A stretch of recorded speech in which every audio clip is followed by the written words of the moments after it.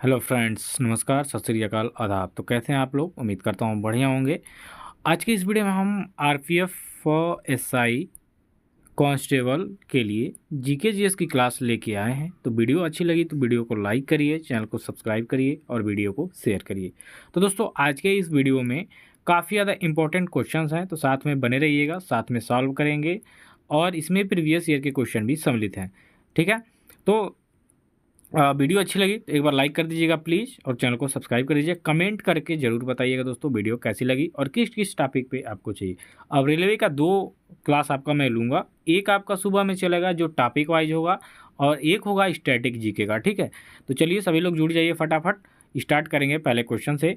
निम्नलिखित में से कौन सा दक्षिण भारत का शास्त्रीय नृत्य नहीं है? तो इनमें से आपको बताना है कि इनमें से कौन सा एक दक्षिण भारत का शास्त्रीय नृत्य नहीं है। ठीक है, तो देखिए यहाँ पे बात करेंगे हम सत्रिया की, कथकली, मोहिनीअट्टम, भरतनाट्यम। तो ये 3 तो आपके जो हैं ये आपके नाम से ही मालूम हो जाता है कि ये दक्षिण भारत के शास्त्रीय नृत्य हैं। ठीक है, और इसमें पूछा है कौन नहीं है, तो जो सत्रिया है ये आपके दक्षिण भारत का शास्त्रीय नृत्य नहीं है। तो राइट आंसर हो जाएगा इस क्वेश्चन का विकल्प ए। चलिए नेक्स्ट क्वेश्चन देखेंगे। नेक्स्ट क्वेश्चन में है कि निम्न में से कौन सा मंदिर 4 धाम में शामिल नहीं है? तो 4 धाम, ठीक है, 4 धाम में जो मंदिर है जो आपका रामेश्वरम है, महाकालेश्वर है, द्वारका है और पुरी है। तो इनमें से जो महाकालेश्वर है दोस्तों, ये 4 धाम में शामिल नहीं है। बाकी आपका रामेश्वरम, द्वारका और पुरी, ठीक है, ये आपके 4 धाम में शामिल है। लेकिन जो महाकालेश्वर है ये आपके 4 धाम में शामिल नहीं है। तो सही उत्तर इस क्वेश्चन का हो जाएगा विकल्प बी, कि इसमें से जो 4 धाम है इसमें आपका जो महाकालेश्वर मंदिर है ये सम्मिलित नहीं है। ठीक है, चलिए नेक्स्ट क्वेश्चन देखेंगे दोस्तों। नेक्स्ट क्वेश्चन में देखेंगे तो ये है आपका कि पंडित बिरजू महाराज किस शास्त्रीय नृत्य शैली के प्रसिद्ध नर्तक हैं? यहाँ पे पंडित बिरजू महाराज की बात हो रही है दोस्तों कि ये भारतीय नृत्य शैली के प्रसिद्ध नर्तक हैं। यानी कौन से नृत्य शैली के ये प्रसिद्ध नर्तक हैं? ठीक, ये आपके एग्जाम के दृष्टि से काफ़ी ज़्यादा इम्पोर्टेंट क्वेश्चन है और इसका राइट आंसर हो जाएगा आपका कथक। कथक की बात करेंगे, ठीक है, तो कथक से संबंध रखने वाले हैं पंडित बिरजू महाराज, इसके प्रसिद्ध नर्तक हैं। अब इसकी बात करेंगे कथक किस राज्य से संबंधित है, तो यह आपके उत्तर प्रदेश का एक क्लासिकल डांस है, यानी कि शास्त्रीय नृत्य। किस राज्य का दोस्तों? तो उत्तर प्रदेश का। ठीक है, उत्तर प्रदेश का शास्त्रीय नृत्य कौन है? तो कथक है। और इसके प्रसिद्ध नर्तक कौन है? पंडित बिरजू महाराज। तो राइट आंसर इस क्वेश्चन का होगा विकल्प बी। ठीक है, कथक। चलिए अगला क्वेश्चन देखेंगे। दादा साहब फाल्के पुरस्कार किस क्षेत्र में महत्वपूर्ण सार्वजनिक उपलब्धि के लिए दिया जाता है? अब यहाँ पे दादा साहब फाल्के पुरस्कार की बात हो रही है। तो दादा साहब फाल्के पुरस्कार अंग्रेजों के ज़माने में फिल्म बनाने वाले व्यक्ति थे और ये काफ़ी पॉपुलर व्यक्ति थे। ठीक है, क्योंकि सबसे पहले इन्होंने फिल्म भारत में बनाने का श्रेय इन्हीं को जाता है। तो दादा साहब फाल्के पुरस्कार जब फिल्म से हैं तो जाहिर सी बात है कि दादा साहब फाल्के पुरस्कार फिल्म यानी सिनेमा के क्षेत्र में ही दिया जाएगा। तो सही उत्तर हो जाएगा इस क्वेश्चन का विकल्प डी, कि दादा साहब फाल्के पुरस्कार सिनेमा के क्षेत्र में दिए जाने वाला एक महत्वपूर्ण सार्वजनिक उपलब्धि है, पुरस्कार है। अगले क्वेश्चन की तरफ चलेंगे। घेरिया नृत्य आपके किस राज्य से संबंधित है? घेरिया नृत्य की अगर यहाँ पे बात किया जाए तो घेरिया नृत्य है आपके गुजरात से। ठीक है, देखिए गुजरात में आपका डांडिया गरबा, याद रखिएगा। ये भी पूछ सकता है कि डांडिया लोक नृत्य किस राज्य का है? ठीक है, गरबा जो लोक नृत्य है, ठीक, ये आपके किस राज्य से संबंध रखने वाला है? तो ये आपके जो तीनों हैं, एक घेरिया, डांडिया, गरबा, ठीक है, ये आपके गुजरात राज्य से संबंध रखने वाले लोक नृत्य है। तो राइट आंसर हो जाएगा यहाँ पे विकल्प सी।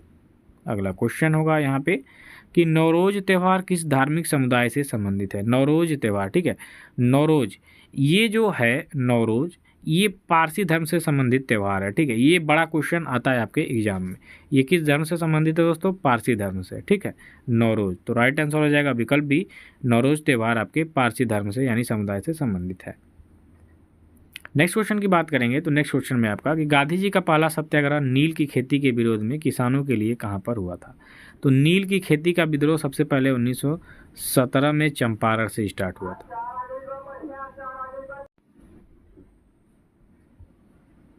ठीक है, तो ये हो जाएगा आपका 1917 में बता रहा था चंपारण, ठीक है। जो चंपारण है जिला बिहार में, यहाँ से स्टार्ट हुआ था सबसे पहले गांधी जी ने जो किसानों के लिए पहला सत्याग्रह किया वो चंपारण से ही किया था 1917 में, ठीक है। 1917 में चंपारण से स्टार्ट हुआ आपके सत्याग्रह नील की खेती के विरोध में। तो राइट आंसर हो जाएगा यहाँ पे आपका विकल्प डी। अगला क्वेश्चन है आपका, गदर पार्टी के संस्थापक कौन थे दोस्तों? तो गदर पार्टी की अगर जो हम बात करेंगे तो गदर पार्टी के संस्थापक थे आपके यहाँ पे सोहन सिंह भाकना, ठीक है। सोहन सिंह भाकना जो थे ये गदर पार्टी के संस्थापक थे। तो राइट आंसर इस क्वेश्चन का हो जाएगा यहाँ पे विकल्प ए। अगला क्वेश्चन देखिए, सुभाष चंद्र बोस ने भारतीय राष्ट्रीय कांग्रेस से निकलने के बाद किस पार्टी की स्थापना की थी? तो सुभाष चंद्र बोस की बात करेंगे, ये जब आईएनसी यानी इंडियन नेशनल कांग्रेस से इस्तीफा देके निकले तो इन्होंने अपना स्वतंत्र एक पार्टी का गठन किया जिसका नाम था फॉरवर्ड ब्लॉक। पॉपुलैरिटी इनकी इतनी ज़्यादा थी कि ये इससे हारे ही नहीं, उल्टे गांधी जी ने इनके विरोध में जो प्रत्याशी खड़ा किया था उसको भी बहुत बड़ी मतों से हराने के बाद इन्होंने चुनाव जीता था, ठीक है। तो सुभाष चंद्र बोस भारतीय राष्ट्रीय कांग्रेस से निकलने के बाद फॉरवर्ड ब्लॉक नामक जो पार्टी थी इसकी स्थापना किए थे। तो राइट आंसर सी होगा। अगले क्वेश्चन की बात करेंगे कि निम्न में से किसको सीमांत गांधी के नाम से जाना जाता है? ये आपके लिए काफ़ी ज़्यादा इंपॉर्टेंट क्वेश्चन है। सीमांत गांधी के नाम से किसे जाना जाता है? तो ये जाना जाता है आपके खान अब्दुल गफ्फार खान को। राइट आंसर विकल्प बी होगा। अगले क्वेश्चन की बात करेंगे कि स्वतंत्रता संघर्ष के दौरान प्रसिद्ध अखबार केसरी के संस्थापक और संपादक कौन थे? तो जो केसरी पत्र अखबार चलता था इसके संपादक थे लोकमान्य तिलक यानी बाल Gangadhar Tilak. Right answer D हो जाएगा, ठीक है। चलिए अगला क्वेश्चन देखिए, निम्न में से किसे संविधान की आत्मा के रूप में परिभाषित किया गया है? तो संविधान की आत्मा के रूप में परिभाषित किया गया है प्रस्तावना को। राइट आंसर होगा यहाँ पे आपका विकल्प सी। अगला क्वेश्चन होगा कि निम्न में से भाषा के आधार पर बनने वाला प्रथम राज्य कौन सा है? तो भाषा के आधार पे जो आपका आंध्र प्रदेश है इसका गठन सबसे पहले किया गया था। तो राइट आंसर हो जाएगा यहाँ पे आपका विकल्प बी। अगला क्वेश्चन देखिए दोस्तों, लोकसभा का विघटन कौन कर सकता है? तो लोकसभा का विघटन कौन कर सकता है? तो जो राष्ट्रपति होते हैं ये लोकसभा का विघटन कर सकते हैं। राइट आंसर हो जाएगा यहाँ पे आपका विकल्प ए। नेक्स्ट क्वेश्चन देखेंगे दोस्तों कि राज्यसभा में किस राज्य का प्रतिनिधित्व तो सबसे अधिक है? कहने का तात्पर्य है कि राज्यसभा की जो सीट है, ठीक है, सर्वाधिक किस राज्य में है? तो बात करेंगे राज्यसभा की सीट की तो ये आपके उत्तर प्रदेश में सर्वाधिक देखने को मिलेगी क्योंकि यहाँ पे राज्यसभा की सीट है 31, लोकसभा की सीट है 80 और 403+1 ये सीट है आपके विधानसभा की उत्तर प्रदेश में, ठीक है। तो इन तीनों को याद रखिएगा, काफ़ी ज़्यादा इंपॉर्टेंट है। अगला क्वेश्चन देखिए, निम्नलिखित में से कौन सा भारत में शेयर बाजार के कार्य को नियंत्रित करता है? तो शेयर बाजार के कार्य को नियंत्रित सेबी करता है। राइट आंसर होगा यहाँ पे आपका विकल्प ए। नेक्स्ट क्वेश्चन की बात करेंगे, हिंदुस्तान जिंक लिमिटेड का जो मुख्यालय है ये कहाँ पर स्थित है दोस्तों? तो ये आपके उदयपुर में स्थित है जो कि राजस्थान में पड़ता है। सही उत्तर विकल्प भी होगा। नेक्स्ट क्वेश्चन देखिए, अभी रेलवे से क्वेश्चन है कि भारतीय रेलवे का एशिया में कौन सा स्थान है दोस्तों? तो भारतीय रेलवे का एशिया में होता है आपका कौन सा स्थान? तो ये हो जाएगा आपका दूसरा स्थान। राइट आंसर सी हो जाएगा, ठीक है। चलिए अब देखिए अगला क्वेश्चन है कि भारतीय रेलवे किस प्रकार के रेलवे लाइन का प्रयोग करती है? तो जो भारतीय रेलवे है ये broad gauge, metre gauge, narrow gauge इन तीनों रेलवे लाइनों का उपयोग करती है। तो राइट आंसर इस क्वेश्चन का हो जाएगा विकल्प डी। अगला क्वेश्चन देखिए, विश्व में भारतीय रेलवे नेटवर्क की स्थिति क्या है? तो देखिए एशिया में दूसरे स्थान पे है और विश्व की जब यहाँ पे हम बात करेंगे तो विश्व में चौथे नंबर पे भारतीय रेलवे का नेटवर्क आता है। सही उत्तर बी होगा। अगला क्वेश्चन देखिए, भारतीय रेलवे को सर्वाधिक राजस्व किससे प्राप्त होती है? तो ये माल की ढुलाई से सर्वाधिक भारतीय रेलवे को राजस्व मिलता है। राइट आंसर हो जाएगा विकल्प सी। अगला क्वेश्चन देखिए, वेल्थ ऑफ नेशंस पुस्तक के लेखक कौन है? तो इसके लेखक हैं आपके एडम स्मिथ। एडम स्मिथ को विश्व का अर्थशास्त्र का जनक कहा जाता है, ठीक है। राइट आंसर हो जाएगा विकल्प ए। अगला क्वेश्चन देखिए, ग्रहों की गति का जो नियम है किसने प्रतिपादित किया है? तो ग्रहों की गति का नियम आपका जो प्रतिपादित किया था उसका नाम था केपलर। राइट आंसर डी हो जाएगा। अगला क्वेश्चन देखेंगे, सबसे तीव्र गति से सूर्य का चक्कर लगाने वाला ग्रह कौन है दोस्तों? तो आपका बुध है। सबसे कम समय में सूर्य का चक्कर लगाता है। तो राइट आंसर सी होगा। अगला क्वेश्चन, संत कबीर का जन्म कहाँ हुआ था? तो ये मगहर में हुआ था, याद रखिएगा। मगहर पड़ता है वाराणसी में, तो आपके विकल्प में वाराणसी दिया हुआ है ऑलरेडी, तो आप सही करेंगे विकल्प बी को, संत कबीर का जन्म वाराणसी में हुआ था।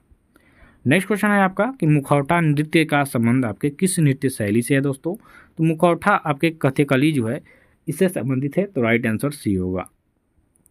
अगला क्वेश्चन होगा, दमयंती जोशी किस शास्त्रीय नृत्य से संबंधित हैं दोस्तों? तो दमयंती जोशी की जब यहाँ पे हम बात करेंगे तो ये कथक की प्रमुख लोक नृत्य शैली से संबंधित है। डी होगा सही उत्तर। अगला क्वेश्चन है कि बुल फाइटिंग किस देश का राष्ट्रीय खेल है दोस्तों? तो सांड की लड़ाई आपके स्पेन का राष्ट्रीय खेल है। राइट आंसर विकल्प ए होगा। काफ़ी ज़्यादा इंपॉर्टेंट क्वेश्चन है, ध्यान दीजिएगा।